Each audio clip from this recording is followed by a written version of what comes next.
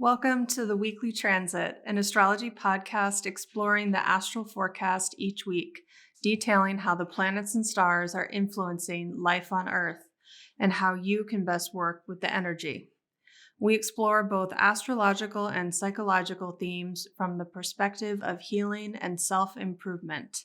I'm Gabriella Durso. And I'm Scott Tajarian.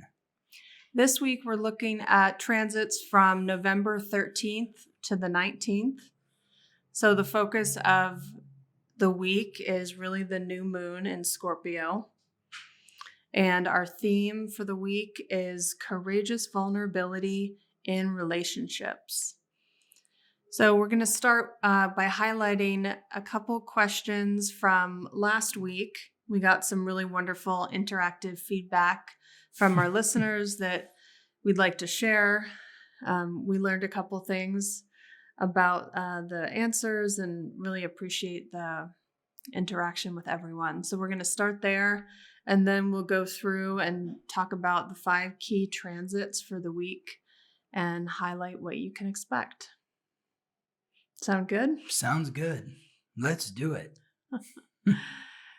So the question from last week was about what does it mean when you have a planet retrograde in your natal chart? So we kind of pontificated about what that might mean from our perspectives. Scott, I know you gave a really beautiful analogy about tree branches versus roots. Mm-hmm. So you were sharing that when a planet is retrograde in your natal chart, that the influence of that planet might be subdued in some way from other people's perspective. Yeah. And I was sharing that I wondered, if you had, let's say, for example, Mercury retrograde in your natal chart, you might be someone who was more comfortable during Mercury retrograde, because that's sort of your home base. Your natal chart is your home base. It's what feels comfortable to you. So we got some listener feedback that we wanted to share just to shed some more light on this interesting question, which you get this question a lot, don't you? I do. So one of our listeners, Cassidy, she says, I have 5 planets retrograde in my chart, not Mercury, but I usually really enjoy Mercury retrograde. I feel like it gives my mind and actions enough time to slow down and sort themselves out.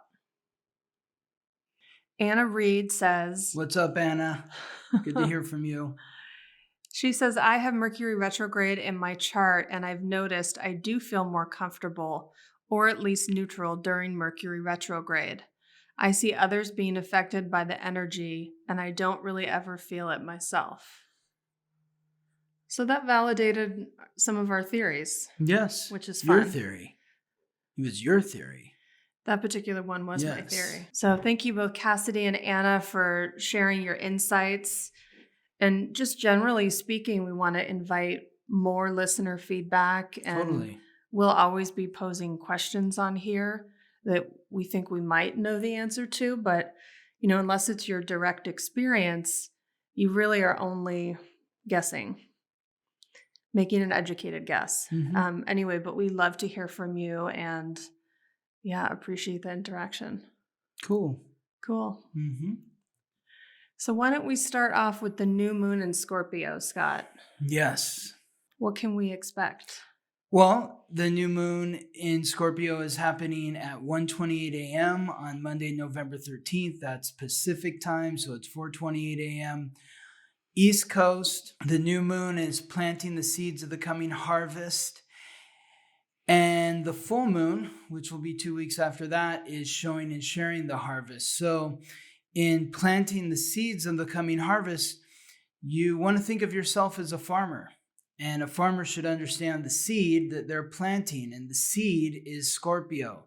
Scorpio is the fixed water sign symbolized by the scorpion. It's ruled by Mars, the god of war, the planet of action, aggression, and conflict, as well as Pluto, the god of death. Lord of the underworld, the planet of transformation. So the god of death, Pluto, the god of war, Mars, both of these planets are very intense, obviously. You can sense that by their names. So the new moon is focusing our energy in those areas. So what does that mean? The god of death, the god of war. When you think of Scorpio, Scorpio is the sign that rules the sixth sense. And there's a lot happening around this new moon. It's not just the new moon, which occurs when the moon catches up to the sun and then passes the sun. It starts the new lunar cycle. The moon and the sun will both be in Scorpio at 20 degrees, but Mars, the planetary ruler of Scorpio, will be just 2 degrees away at 22 degrees. And then directly across, on the other side of the zodiac, is Uranus, the primordial sky god, the planet of revolution, rebellion, innovation, independence, and the unexpected, at 21 degrees retrograde in Taurus. So Taurus is the polar opposite of Scorpio. Taurus is the sign that rules that represents the 5 physical senses. Scorpio is the sign that represents the 6th sense. Taurus is ruled by Venus, the goddess of love and beauty. Scorpio is ruled by Mars, the god of war. So the bull, which is the symbol of Taurus, is very large. The scorpion, which is the symbol of Scorpio, is very small. So there's this tension of the opposites. Tension of the opposites. Absolutely. Yeah, we talked, I think it was 2 weeks ago now, how to work with tension. And we were saying you kind of have to just hold it and be with it. And that's the best way to move through it. And that's a term, tension of the opposites is a Jungian term.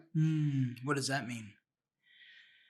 It means whenever you have two opposite, in this case, they're planets or energies, but you could have two opposite emotions, two opposite, conflicting experiences that you're having, and it almost feels like they short circuit one another. It's like the mind has a hard time wrapping itself around opposite experiences. So what can happen sometimes to simplify what we're experiencing is we'll repress one of those opposites, one of those experiences. So maybe one of those emotions or one of the ways that opposite is expressing itself. And we do that so that we can try and experience more harmony. But ultimately what we're doing is we're suppressing a part of ourselves and a part of our experience that at some point is going to need to come back to the surface. So what do you think that is here? Well, I wonder if it would depend on each person's chart. Some of us might be more comfortable repressing our 5 physical senses, that Taurus energy. We might feel more uncomfortable in the physical realm and more comfortable in that magical space of Scorpio, or vice versa. I think it depends on the qualities of your chart. But the reality is we live on a physical planet, but we also are connected to the world of the unseen, all simultaneously at the same time. This new moon is setting your intentions to merge power with others. And Scorpio is the sign that rules the sexual organs. It rules the colon.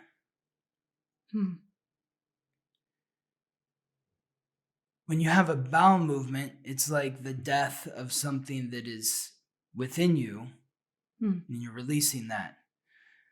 So there's the death energy of Scorpio. The sexual organs produce life. But when you have an orgasm, there's also the term of like a little death, because it's like you die and then you're reborn. Scorpio represents intimacy that you share with other people, secrets, sex, the sharing of money, financial intimacy. So Taurus is my money. Scorpio is the money that you share with others. So the tension is, do you feel independent in your self-worth, independent of anyone else that you may be bonded to? That's the Uranus and Taurus piece. And if not, what do you want to transform about these bonds? Because we're being urged to express our independence in the material realm. So the ones who are bonded to us, who are intimate with us, need to support us in our financial and material independence, just as we are meant to support those that we're bonded to. So the question is, do you feel lifted by these bonds, by these intimate relationships, or do you feel drained? If you feel drained, then there needs to be a death of the relationship or a death of the way that the relationship is. So you might, maybe it means a breakup, but it can also mean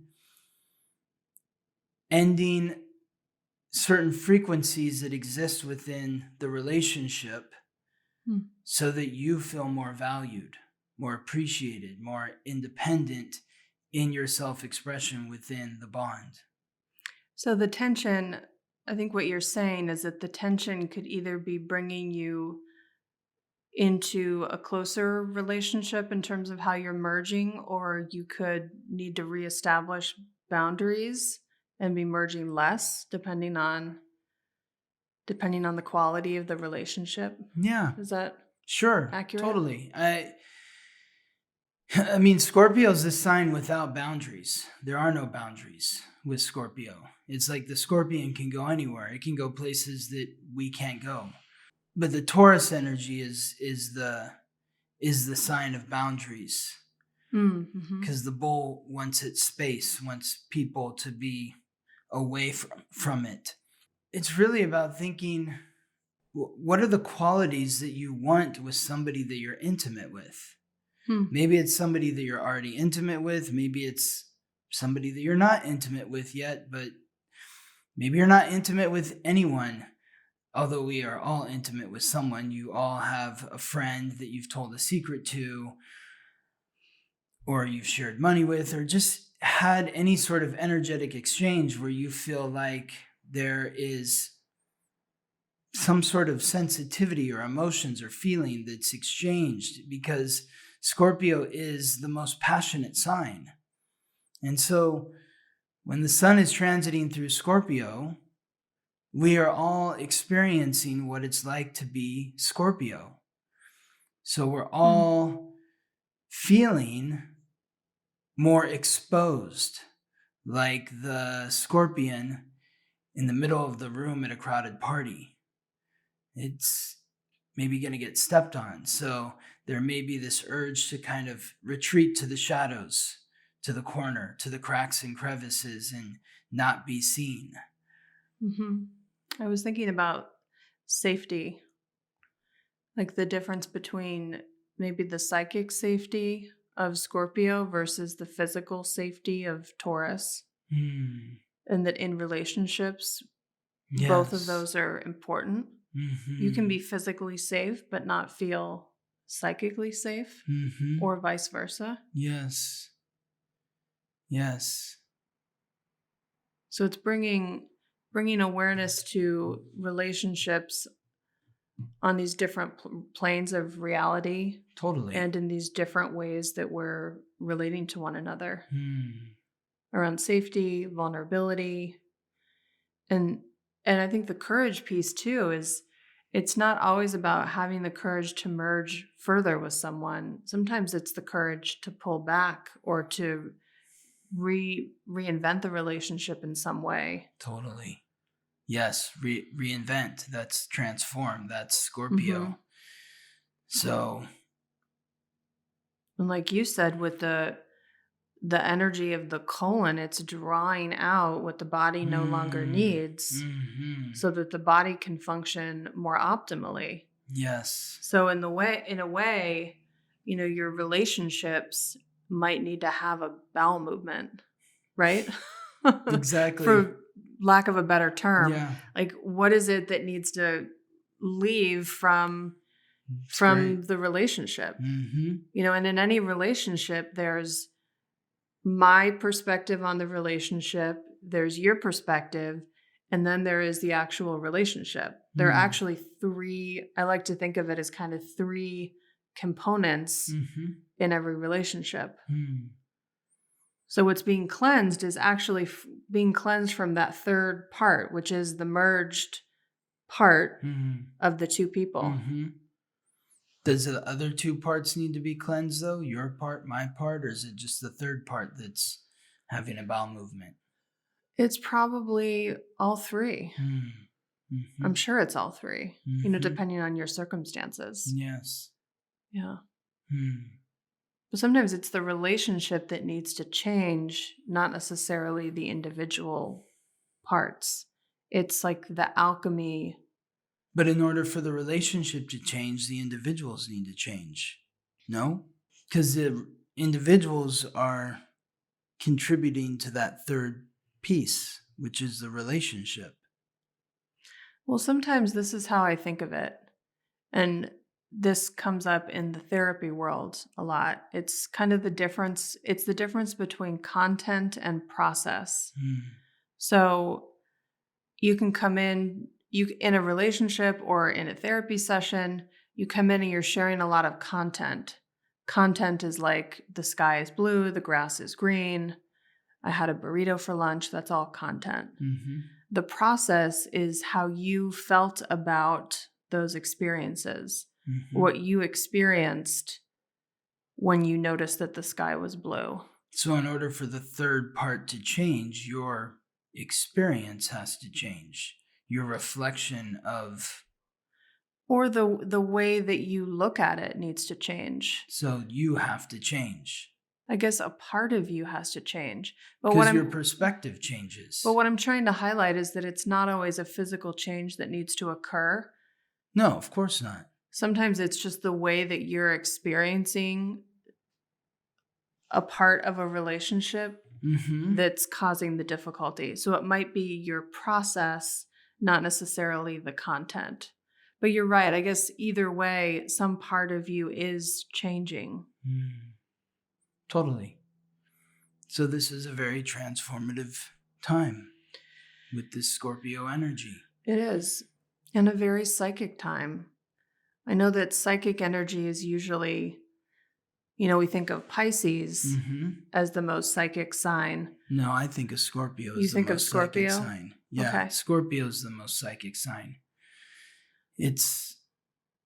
Pisces is the most intuitive sign. I don't know if there's a difference between those two, but that's how I would describe it. Pisces is more intuitive, which is maybe something that is just like a feeling that happens inside of you. But Scorpio is like, there's just like an instantaneous knowing. And that's energy of the Scorpion, where it just knows when it's being threatened in some way. And some will call that paranoia. But sometimes that paranoia is correct. Well, I think it's about seeing all the different angles. It's about, Yeah, I think you're highlighting the difference between fear versus intuition. Sometimes that insight that we're not safe is a true intuitive insight. And sometimes it's fear that's clouding our judgment, and it can be really hard to know the difference between the two. But this is a time in general, this new moon in Scorpio, where you could be calling in your psychic power to help give you some information about your relationships. For sure. Yeah, that's a good note. Yeah. You have anything else to add to that? I would say that, with every sign, there's two sides of every coin. On the light side of Scorpio, it's about having the courage to be vulnerable with someone, to be intimate with someone, to share your secrets, your body, your money. The shadow side is fear, paranoia, manipulation, betrayal. These are all shadow aspects of Scorpio. So think about where you've been betrayed, how you've been manipulated, how you've been paranoid, or maybe you've been manipulating someone, maybe you've betrayed someone, maybe someone in your life is experiencing paranoia towards you. Wherever that's happening is where there's energy that needs to transform. And Mars being a part of this alignment, Mars is the planet of courage, but also the shadow side is fear. So where are your greatest fears with regards to intimacy? Every time there's a new moon, every moment of your life, think back to where you were 19 years ago. Because 19 years ago, the sun and the moon were in the same position. So this new moon in Scorpio at 20 degrees was happening. It was actually on November 12th of 2004. So what was going on in your life during that period? And what's the thread that you can connect to from then to now? Of course, the other planets were in different positions then. Mars was not a part of the mix in Scorpio conjunct with the sun and the moon, and Uranus was not opposite the new moon. So it was different, but the new moon in and of itself was the same. So I encourage you to think back to November 12th, 13th of 2004, what was happening in your life then, and what is similar about what was happening in your life then to now. And that might give you insight for how to set your intentions, how you would like to change, how you would like to be more courageous in your intimate bonds. Setting your intentions for who you want to bond with. Who are not like John and Sally and so on and so forth, not names, but what are the characteristics of the types of individuals that you want to bond with, that you want to be intimate with, that you want to share your energy with, your magic. Because Scorpio is the sign of magic. It's reminding you that you are magic. The next time the planets and stars will be aligned in the way that they were aligned when you were born is over 25,000 years from the date, time, and place of your birth. So you are very unique. You have a special set of powers, energy. Who are you sharing that energy with? If you feel drained by the energetic exchange, something needs to end or change about that exchange. So how are you protecting your magic, and what do you want to do to be more courageous in sharing that magic with the right people? The people that are going to lift you rather than drain you. So you're also talking about manifestation then. You're talking about the intention setting can bring to you people that you might actually not have in your life currently. Yeah. Which is exciting. That feels really important. So it's not just about transforming relationships that you're conscious of, that are tangible relationships. It's more than that. I would write down what I'm looking for in a partner in terms of the type of people that I want to be intimate with. Write that down. Light a candle. Burn some sage, some Palo Santo. Call out your prayer. Let the angels on the other side know what it is you want. And you don't need to know how it's going to happen. It's just about casting your spell. This is a great time to cast a spell for what it is you want to draw into your life. And you mentioned angels and spirit guides, ancestors, anyone who's... People that are not energies that you can't pick up with the 5 physical senses. Mm-hmm. It's a 6th sense. Powerful. It's a powerful time. It is. All right. So our next transit is the Sun conjunct Mars in Scorpio, which is actually connecting to 4 of the outer planets. Mars is in this extended alignment with the sun, which doesn't happen often, and it certainly doesn't happen often in Scorpio or any other sign. It takes Mars 2 years to orbit the sun. It takes the Earth a year to orbit the sun. So it takes the sun a year to transit through the zodiac. It takes Mars 2 years to transit through the zodiac. So Mars and the sun being in the same place in the sky at the same time, that happens once every couple of years. So when was the last time that the sun and Mars were conjunct in Scorpio like this? I'd have to go back and look, but it's been some time. And so Mars and the sun are together from November 10th to the 27th. They're within 2 degrees of each other from November 10th to the 27th. On the 22nd is when the sun moves into Sagittarius. And then on the 24th is when Mars joins the sun in Sagittarius. And then they're together within 2 degrees of each other in Sagittarius from November 25th, 26th, and 27th. So really the majority of this time is they're together in Scorpio from November 10th to the 22nd. And then along the way, as you were saying, they're aligning with 4 other planets: Uranus, retrograde in Taurus, which we talked about, which is November 10th to the 15th. Then Neptune, retrograde in Pisces from November 15th to the 19th.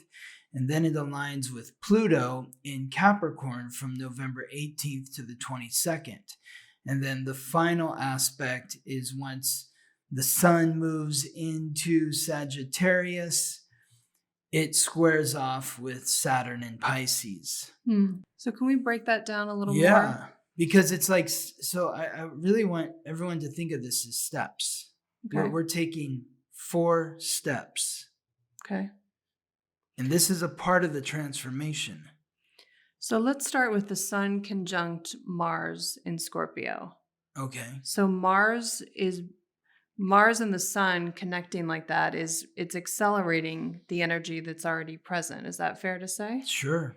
Yes. I mean, the sun is the planet of vitality and Mars is the planet of action. So the sun is invigorating the energy of Mars.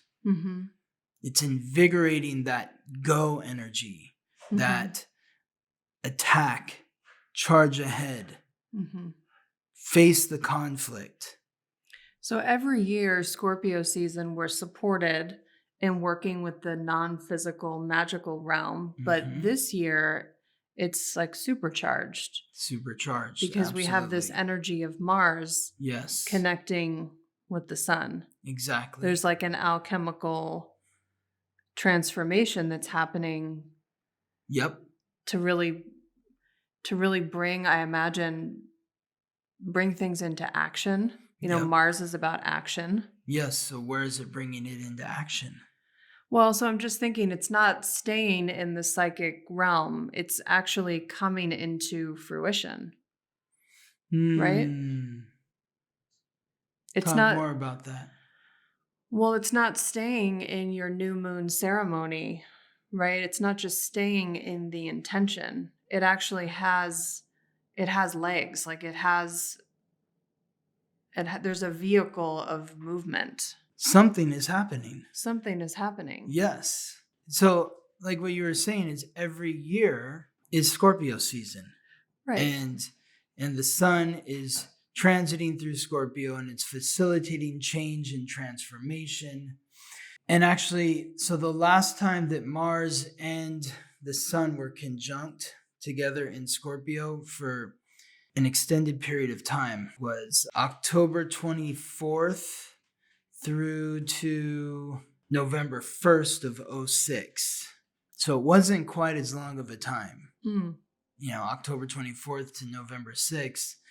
There's always shifts and transformations happening during this Scorpio season. But when you put Mars in there, it accelerates those transformations. It forces you to face the conflicts that you're experiencing in your intimate relationships. Mm-hmm. There's no hiding during this period. Well, that's interesting because I think that Scorpio, you mentioned the Scorpion might want to hide, or it's easy for it to hide. The creature itself. Yes. So there's something uncomfortable here. It's supportive, but it's also, there's a confrontational energy. Is it uncomfortable? I guess because it's confrontational, but Well, it depends on, I guess, how comfortable you are with confrontation. Mm-hmm. Some people really enjoy it. Some people don't, depending on. Well, I think the comfortability depends on, like you were saying earlier, like what's happening in your chart in relation to this transit. Right. Like if you were born with the sun in Leo or Aquarius, at anywhere between 20 and 29 degrees, then at some point during this period, the sun and Mars are going to be squaring your sun, which means there's going to be some sort of stress or conflict that's going on. If you were born with the sun at 20 to 29 degrees in any of the water signs, or even more specifically, Cancer and Pisces, or the earth signs, Capricorn and Virgo, this might feel invigorating. It might feel like an exciting time for you. But if you were born with the sun at 20 to 29 degrees in Scorpio or Taurus, it might be a little uncomfortable, not as uncomfortable if your sun's in Leo or Aquarius, but it feels intense. It might also feel like a good intense. Like, okay, these are the issues that need to come up in my intimate relationships in order for me to move forward. And things need to move forward. Things need to transform. And so the issue is sort of being forced right here. Right. Yeah. Like the only way out is through. Yes, exactly. So then walk us through, you said the Sun conjunct Mars is connecting to 4 different outer planets, and you consider them to be sort of steps. Yes. So first, it's connecting to Uranus retrograde in Taurus, which we spoke to that a little bit. That's that push-pull between the psychic versus the material realm. So that's first. And what's next? Neptune retrograde in Pisces, Pluto in Capricorn, and then Saturn in Pisces. These are the steps. First, the Uranus piece. Uranus, it's going to feel like an earthquake. It's like the foundation of your intimate bonds are being, the foundation of your intimate bonds are being shattered. It's crumbling. It's cracked. It's like the hole is opening in the earth, and you're doing everything that you can to not fall into the hole. Then the next phase with Neptune and Pisces, so that first phase is November 10th to the 15th. The second phase is November 15th to the 19th. That's Neptune retrograde in Pisces. Mm-hmm. Pisces is mutable water. Scorpio is fixed water. So this is a water-water connection. Mm-hmm. Neptune is the god of fresh water and the sea, the planet of illusion, deception, compassion, intuition, the unconscious, the dream realm. So you've had that very unsettling sort of wake-up call with Mars conjunct the Sun in Scorpio opposite Uranus retrograde in Taurus. And then you sort of get your bearings Mm-hmm. and you're like, okay, what happened? And it's almost like after like a traumatic event has happened, and then you're like, was that real? It happened so quickly. I don't even know. Like, I'm confused.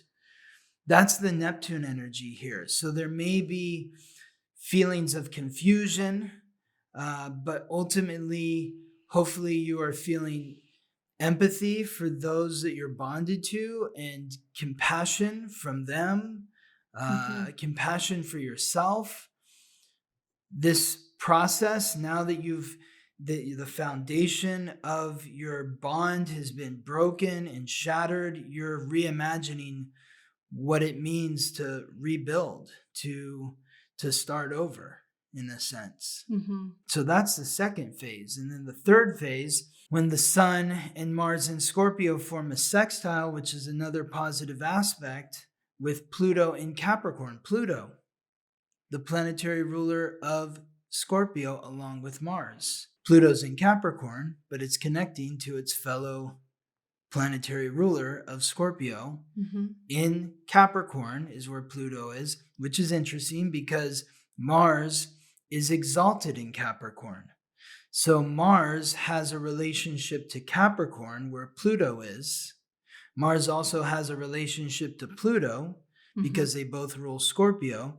And Pluto in Capricorn, aligning with the Sun and Mars in Scorpio, has a relationship to Scorpio.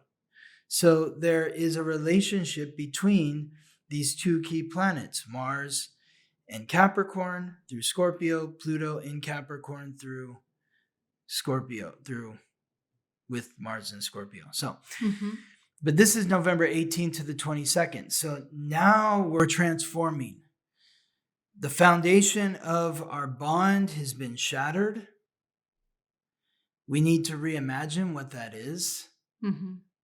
That's the Neptune piece. And then the Pluto and Capricorn piece is, well, so through that reimagination, what is it that we actually need to transform within the reality? How do we rebuild it? What are the steps we need to take? So now by November 18th, 19th, 20, 21, 22, maybe we're feeling better than we did November 10th to the 15th. But then November 22nd to the 27th is when the Sun moves into Sagittarius, followed by Mars into Sagittarius. And Sagittarius makes a very uncomfortable alignment with Pisces, which is where Saturn is. And Saturn is the planetary ruler of Capricorn. So the foundation has been shattered. It's been reimagined. You're starting to rebuild. And then you're interrupted somehow.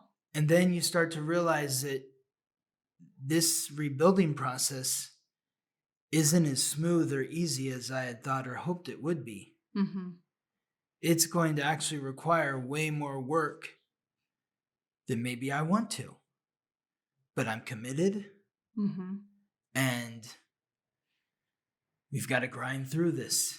And your Saturn is in Pisces, so you're committed to the dream. Committed to the dream.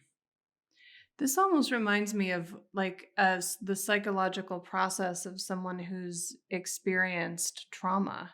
Yes. And that's essentially what we're saying is there is going to be some sort of trauma. And, you know, we say in the psychology world, like little t trauma or big T trauma. Oh, the word, the letter. The letter, whether it's like a capital or not, because Yeah. there's trauma is on a spectrum. Yeah. Trauma is essentially something that's happened to you that you feel you can't control. And so, of course, there's a wide range of what that could mean to less traumatic versus more traumatic. So maybe the big T, little t has to do with like your own chart.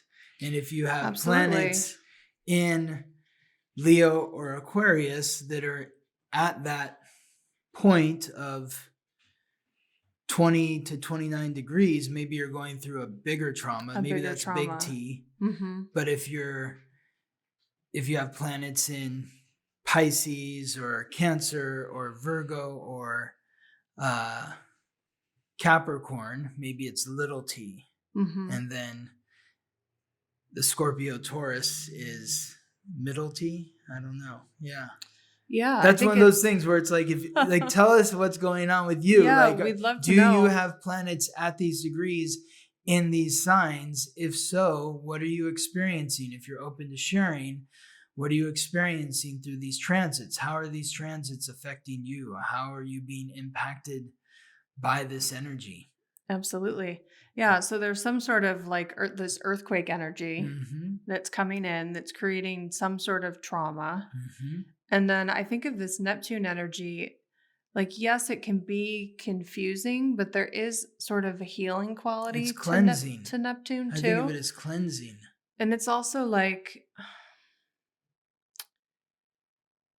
it's giving you like a chance to sort of, in some ways, it's maybe cognitive dissonance from the trauma. It's like giving you a break. What does that mean?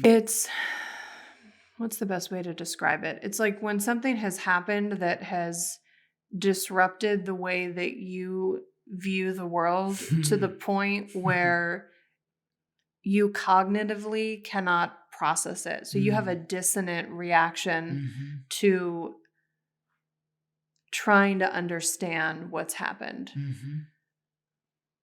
So cognitive dissonance is almost, it's like, I don't have the capacity to understand what just happened to me. So I need to almost have kind of a freeze response. Yeah, I think that's kind of like what I was saying, where it's like if you've been in an accident or you've had some kind of trauma, like, you had I was in a car accident once where the window blew open because we got T-boned, and like just this window exploded, like hit me in the head. And next thing I know, I'm like sitting outside of the car and I don't, like, I know where I am. I know that we were in an accident, but it felt like my brain I'd had a concussion, and I was in shock. Yeah, you couldn't cognitively grasp what had just happened because it was a trauma. Yes. Exactly. Yes. And that's that Neptune Pisces, but hopefully it is kind of a cleansing of the energy, and it clears things out. And then when you get to the Pluto in Capricorn, it's rebuilding. And then you have, that Capricorn energy is giving us a roadmap for how we need to rebuild. Yes. And I think part of the roadmap to rebuilding is an important theme to talk about here with Pluto and Capricorn is, how can you take responsibility for your role within the intimate bond? Are you holding yourself accountable for the energy that you are meant to bring to that bond? Because when you can, like, maybe part of the trauma is there's something that happened in the relationship that broke things up. Then you're healing with the Neptune, and then you realize that, okay, well, I need to step up in some way. I need to do better than I had been in the past. I need to really hold myself accountable for X, Y, Z. And when I do that, now the partner that you're intimate with sees that you are living up to what they expect from you. So they're willing to put forth the work to do what you expect of them. Right. You're creating a dynamic in the relationship that's about taking responsibility. Mm. So when one party in the relationship does that, it It can encourages the inspire other side to do and the same. encourages, absolutely. So it's Mhm. about knowing your power, Mhm. what you have the power to change in relationships, Mhm. and seeing yourself as an authority to be the one who can make those changes. Mm. You know, there's only so long we can point fingers at the other person in the relationship before we have to recognize our part, Totally. like you're saying. Well, and that's sort of the thing with all of these, like the Scorpio energy is you know, you think about, you have more than one intimate relationship. There's multiple people in your life that you've shared secrets with. Mm-hmm. There's maybe multiple people in your life that you've had sex with, though you might not be having sex with multiple people concurrently. But you can look back at these past relationships and sort of recognize the similarities between the present relationship The and patterns. the past relationships you've been in. And it's like, why am I always in the same situation with a partner? What is it about me that I can change so that maybe the outcome of the experience that I'm having within the partnership can change? Mm-hmm. You know, one of my first astrological readings I ever had, this is before I met you, um, one of the most profound experiences of my life. And I remember he said to me that my mantra needed to be, "What can I learn?" Mm. And I still play that over in my mind anytime I'm having an experience that's difficult in some way, or even that's pleasant. Mm-hmm. What can I learn? Mm-hmm. Because there's a lesson that's coming up in this. And once you've learned the lesson, you don't need to have that experience anymore. Mm-hmm. Yes. That's So, brilliant. I mean, always like you. but that's what What keeps us in these patterns, is that there's something you haven't learned. So you continue to circle it back makes me, yeah, it makes so me you can think. learn it again. That's really all it is. It makes me think of, there's this saying that you're either winning or you're learning. There's no losing. I love You're either that. winning or learning. So if you feel like you're losing in life because there's something going on in your relationship that's frustrating, and you feel awful, or whatever experience you're having in your life that feels awful, you feel like you're losing, ask yourself, what am I learning from this experience so Or that I what am can I, get better and grow? yeah, or what am I continuing not to learn here that Mm-hmm. that I'm ready to face? Mm-hmm. And this Saturn and Pisces energy is committing to do the work, committing to the dream, Well, and and think the about dream is healing. the square to Saturn and Pisces is happening with the Sun and Mars now in Sagittarius, which Mm. is the sign of higher learning, expanding your mind, deepening your philosophical view. So the energy of Sagittarius is expansive, is exploratory, adventurous. And so aligning with Saturn is like you're sitting on the runway of the airport and the plane's not taking off. You've been there for now 3 hours on the plane and you haven't moved. That's the Saturn energy. Yeah. And so, and Saturn is kind of like we've talked about with Uranus, where Uranus in Taurus is like your worst enemy sleeping in your bed while you're away, because Uranus rules Aquarius and Aquarius squares Taurus, so they're uncomfortable, these Right. two signs together. Saturn is sort of in this uncomfortable place in Pisces because Saturn is the planet of restriction, and the planetary ruler of Pisces, in addition to Neptune, is Jupiter, which is expansion. So it's forcing us to take a really hard look at what is going on in the unconscious through our mental process. Yes. So what do you think about that in terms of like a psychological perspective?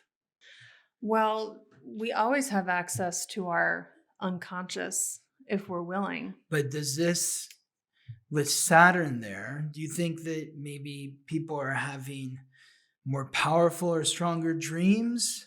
Or maybe they're dreaming less? Because Saturn's restriction, so maybe it's like restricting dreams, or maybe the dreams feel so real because Saturn is the planet of the real. So maybe there's areas of the unconscious that are coming up and it's like very intense. Well, this is a great, interesting question, and interesting to talk about in terms of dreams. Is if you're not remembering your dreams, it doesn't mean you're not dreaming. Yes. So I think on one hand, that Saturn energy could be creating a restriction, or it could also indicate that what you're dreaming is you're really learning from your dreams. So we all have these. So you don't have to remember your dreams to learn something from your dreams. I would say to ultimately learn and integrate, you do need to remember your dreams. Okay. But you might have a series of dreams that you don't remember, and it doesn't mean that nothing's happening. It's kind of like when you plant a seed, it has to grow under the surface before it pokes through the ground. But so maybe the Saturn energy it's actually poking through the ground.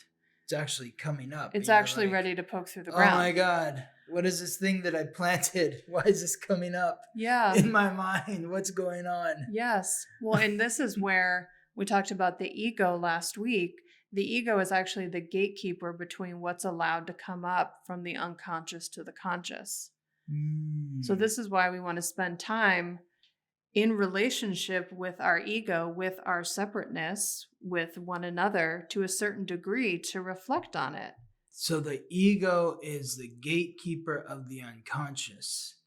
And so the ego decides what can pass through into conscious awareness. I wonder what the ego's relationship is with Sagittarius, because like when I think of Sagittarius, I always think of Burning Man.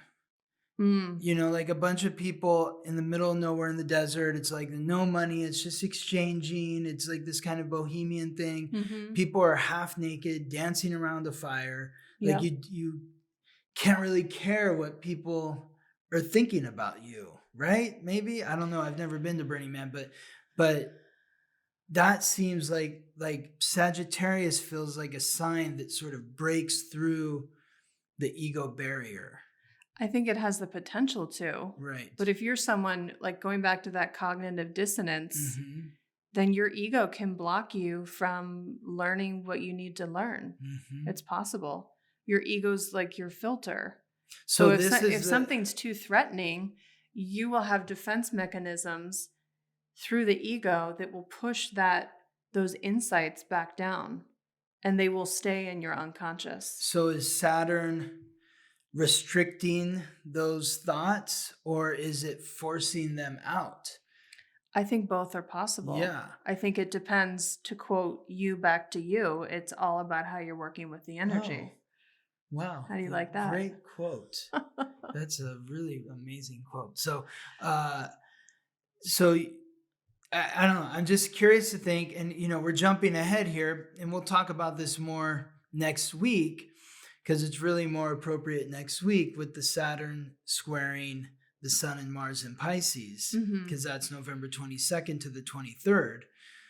But it feels like there's going to be some sort of combustion or something that breaks through, or it's going to try to break through. Yeah, something's happening here. And it's all sort of boiling up and breaking through already right now with the Scorpio energy. Yes. But it's going to be reshaped. Hopefully it's not, some deformed monster, and it's something more beautiful. I don't know. Well, Or we also need to meet our we monsters love the too. deformed monster We too. love the Yeah, deformed monsters exactly. too. Yeah. We have to So maybe invite our, them to the table our also. deformed monster is coming out the end of November, and you're like, oh my God, that's the Just in thing time for the that holidays. yeah, right during Thanksgiving. That's when Perfect. Saturn in Pisces is squaring the Sun and Mars in Sagittarius. So there's going to be a lot of great political conversation because Oh goodness. because the Sagittarius energy is all about truth. Yeah. And so everyone's going to be spitting their truth. That's why Thanksgiving gets that rap, because it's always during Sagittarius season. So well, and what you just said, that everyone has their own version of the truth. exactly. So Thanksgiving is a bunch of people sitting at the table that maybe only see each other once or twice a year. And they're all their soapbox. They're all on their soapbox, speaking their truth. Meanwhile, Saturn in Pisces is squaring their soapbox. And so they're going through some sort of unconscious, craziness that is causing their truth to come out in that ugly, deformed monster sort of way. Wow. Sounds fun. We'll get into that more next week. So our last key transit for the week big one. is Mercury in Sagittarius, sextile Venus in Libra. Yes, this is happening November 9th to the 22nd. And again, just like Mars conjunct the Sun, which is happening from November 10th to the 27th, I mean, that's 17 days. This 9th to the 22nd is 14 days. For Mercury and Venus to be aligning with each other for 14 days, that's an extremely long time. And I went back like 25 years and couldn't find anything in the last 25 years where Mercury in Sagittarius was forming a sextile with Venus in Libra for any extended period of time like this. Interesting. But this is sort of the fuel that is going to really ignite the fire of the transformation. Mercury is the messenger of the gods, guide of souls to the underworld. So underworld is Scorpio, underworld, lord of the underworld is Pluto. Mercury is the planet of consciousness, communication, and coordination. So Mercury's transiting through Sagittarius. It moved into Sagittarius on November 9th and is in Sagittarius until December 1st. So people are already spitting their truth right now, even though the Sun and Mars are in Scorpio. Mercury, the planet of the mouth of communication, is in Sagittarius. So there's a lot of truth-telling happening. Venus is the goddess of love, Lady Luck, the goddess of beauty, the planet of relationships. It's the planetary ruler of Libra, the sign that it's transiting through. Libra is the cardinal air sign, symbolized by the scales. It represents balance, harmony, equanimity, fairness. I should also say that Mercury is transiting through Sagittarius until December 1st, but it's slowing down. Because it's going to retrograde. It's going to move into Capricorn first on December 1st, but then it's going to move back into Sagittarius on December 22nd, 23rd. And it's there until mid-January. So it's kind of an extended period, a lot of truth-telling happening in November, and then later in end of December and January. But this right here, this alignment between the planet of communication and the planet of relationships, the planet of communication in the sign of honesty, Sagittarius, the planet of relationships in the sign of grace and harmony. Hopefully what that's bringing from November 9th to the 22nd is some open, honest conversations that are still graceful, where you're speaking your truth, but you're not slapping somebody across the face with your truth. You're doing it in a way that's charming, it's diplomatic. They can actually receive what it is you're saying and say, okay, I don't agree with that, but I do hear where you're coming from. And that makes sense. I feel you. Yeah, I would interpret this too, that it's aligning truth with love. Yes. ultimately. Aligning truth with love. Like, you know that expression, the ugly truth? Mm-hmm. Or like, I'm thinking about that famous documentary that came out about the environment years ago. Yeah. An Inconvenient Truth. Yeah. So I only bring that in to reference sort of I think the relationship we have with truth, Mm-hmm. and that truth can be challenging, it can be inconvenient, Yeah. it can be ugly, but there's something about this transit that's aligning truth with beauty, with love. It's like the sugar that helps the medicine go down. So the ugly monster comes out and sings like a beautiful operatic. And Yes, you're like, opens its mouth and has a yeah, beautiful yeah, voice. Exactly. Yes. Well, and Venus in Libra too is going to help whoever is the truth bringer. Mm-hmm. They're going to bring truth in a way that will allow them and the other person to see each other's perspectives. Mm-hmm. That's what Libra is about, is being Yes. able to see both sides Yes. of an issue. Exactly. And we need that right now, obviously, from We do. all the polarizing political stuff that's happening in the world. And, you know, even that film, An Inconvenient Truth, people look back at that now and think about how polarizing that film was then or has become now, because was the truth that it said was true back then, is it true now?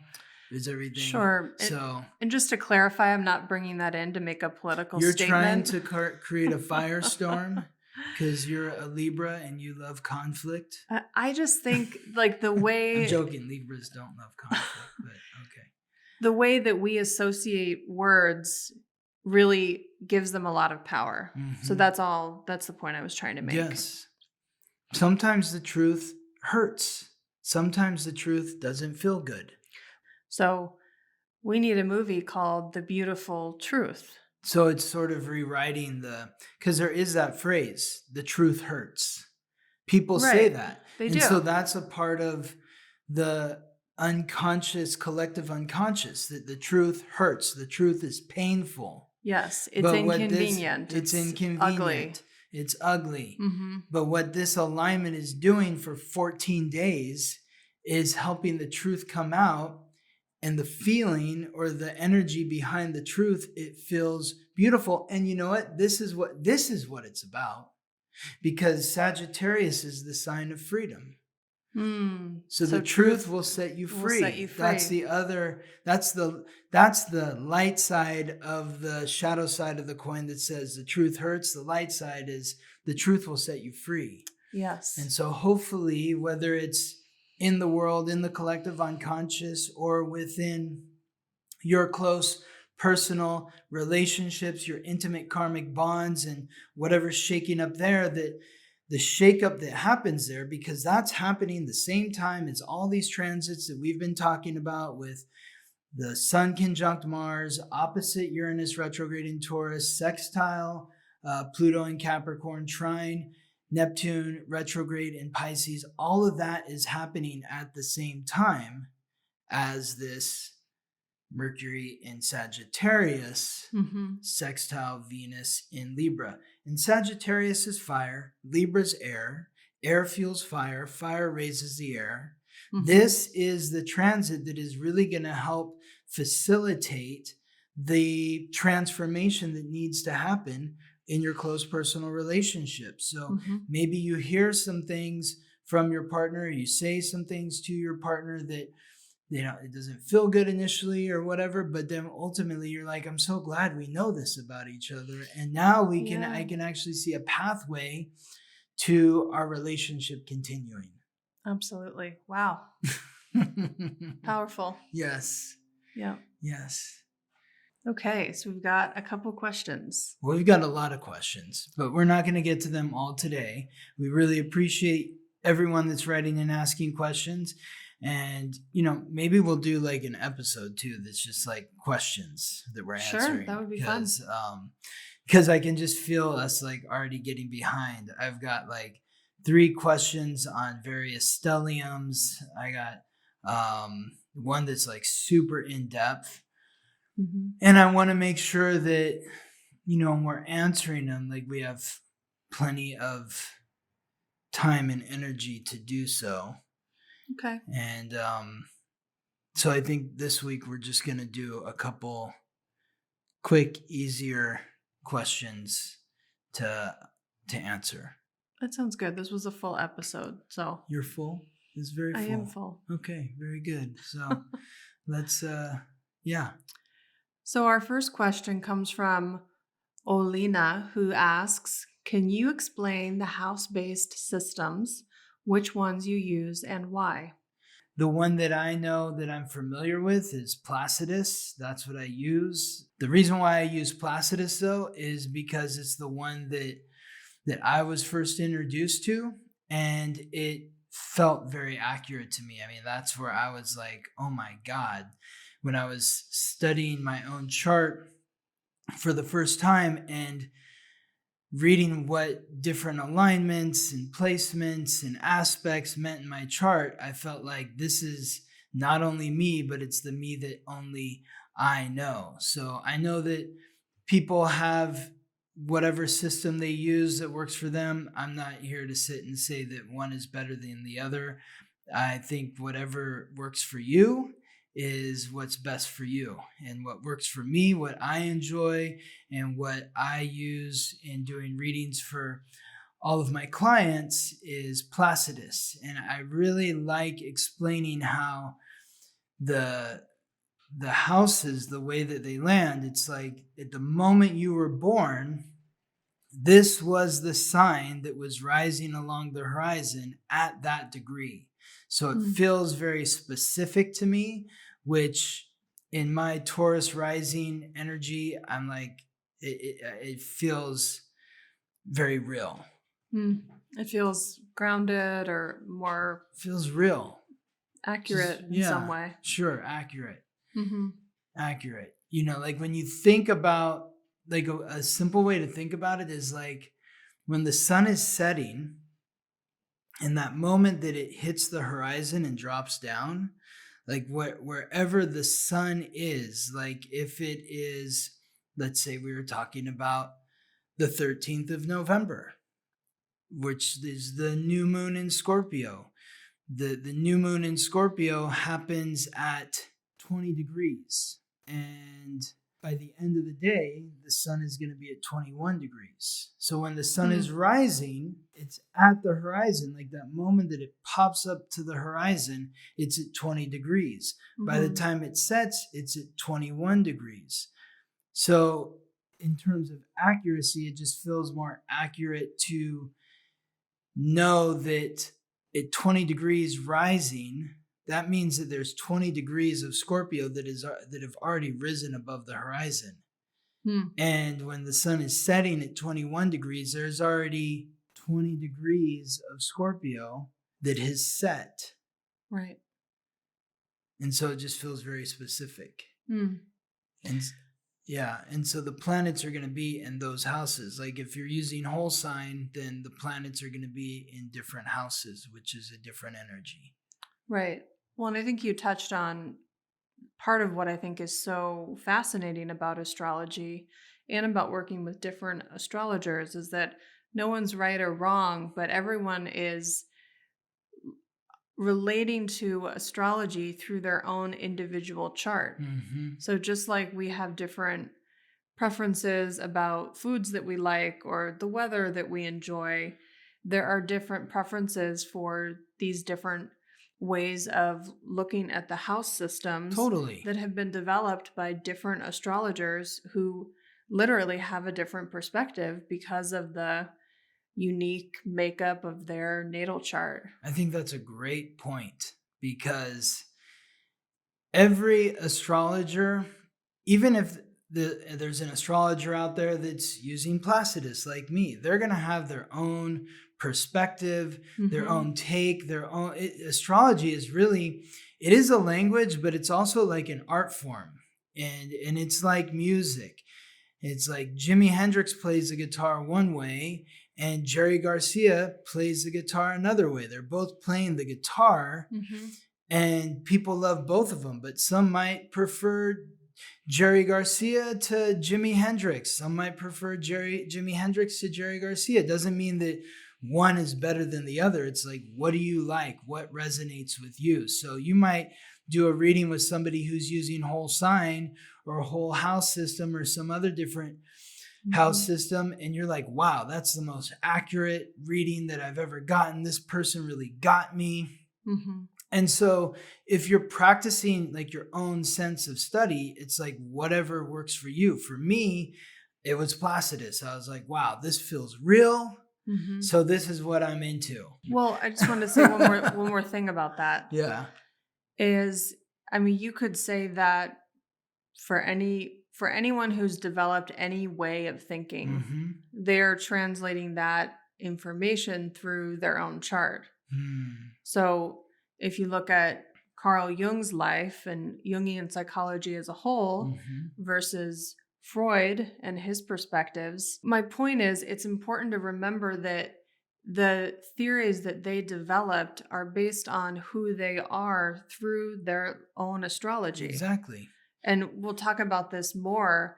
I'll be sharing more about my thesis and about how I have come to understand the individuation process. But even the individuation process is the product of Carl Jung's specific astrological makeup. So this idea that you have to somehow separate from the group to become yourself is unique to him. And there are reasons in his chart why he had that perspective. Had that perspective. Yes. So it's not that anyone's right or wrong. It's literally their perspective, the perspective that they are supposed to have in order to find the knowledge that they're meant to find. Right on. Yeah. Yes. So this is a cool question because it brought us to such a different, a beautiful rambling spiral somewhere else interesting. I love it. So our last question comes from Manuel, and he asks, what does it mean when the North Node is descending, specifically Sagittarius in the 7th house? So descending is kind of a broad, vague term because if it's descending, it could be in a lot of different houses. It could be in the 9th house, it could be in the 8th house, 7th, 6th, 5, 4. It starts rising in the 3rd house. So it's too broad to say that it means this. But if you're talking about the North Node in Sagittarius in the 7th house, that's very specific. That's something that I can answer. And it's interesting that we're getting this question now because the energy behind this North Node is very similar to the energy that we were just talking about in terms of Mercury in Sagittarius aligning with Venus in Libra, because Manuel's North Node is in Sagittarius, which is where Mercury is transiting. The 7th house, where Manuel's North Node is associated with the 7th sign, which is Libra, which is where Venus is transiting through Libra. So your North Node is to be honest and forthright in your relationships for the purpose of creating balance, harmony, equanimity, fairness, where both sides feel like they're getting what they want. You can't get to that point unless you're being honest about what you want. So Manuel needs to talk to his partner and let his partner know that this is what I want. And I also think it's important to remember the body parts for we had a comment from Micah. Thank you, Micah, because the body parts give you a really clear, like sort of realistic perspective of the energy. Sagittarius rules the hips and Libra rules the kidneys. The hips, Sagittarius, the hips show you where you're moving.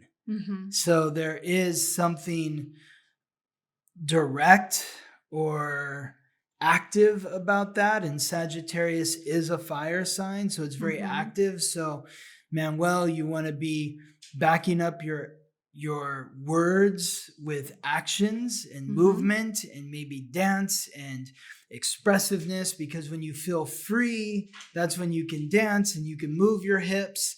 Elvis, known for his hips, Sagittarius rising, no coincidence there.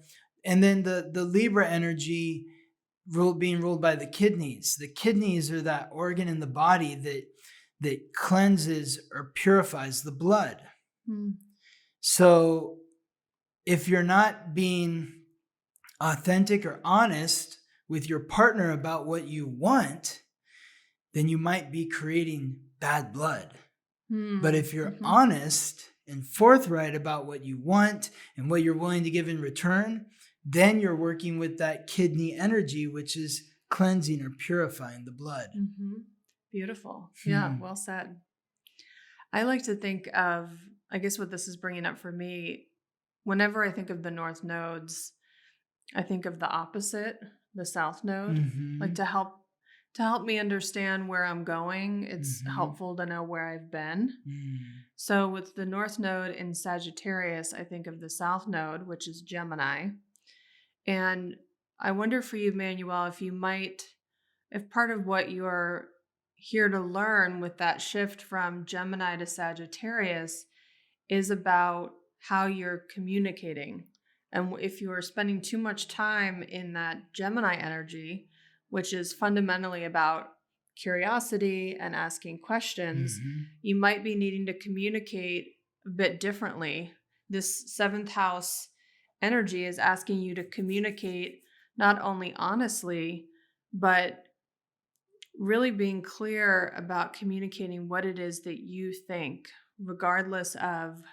not regardless of what your partner thinks, but there's an individuality to this Sagittarius North Node that's about really channeling, connecting to your higher self, connecting to the universe, connecting to the wisdom of God. That can only come through you. And Gemini is about asking questions, gathering information. So it's less about Manuel asking questions and more about him speaking. Yes. So in a way, it's more about speaking than listening per se, even though that sounds counterintuitive when you're talking about being in a relationship. To God. He's meant to listen to the channel, the spirit, the universe. That's what, and so, that's why they say that, Sagittarius, you want to connect to nature, because when you're in nature alone, that's when God, the universe, talks to you through the wind and the trees and the birds and,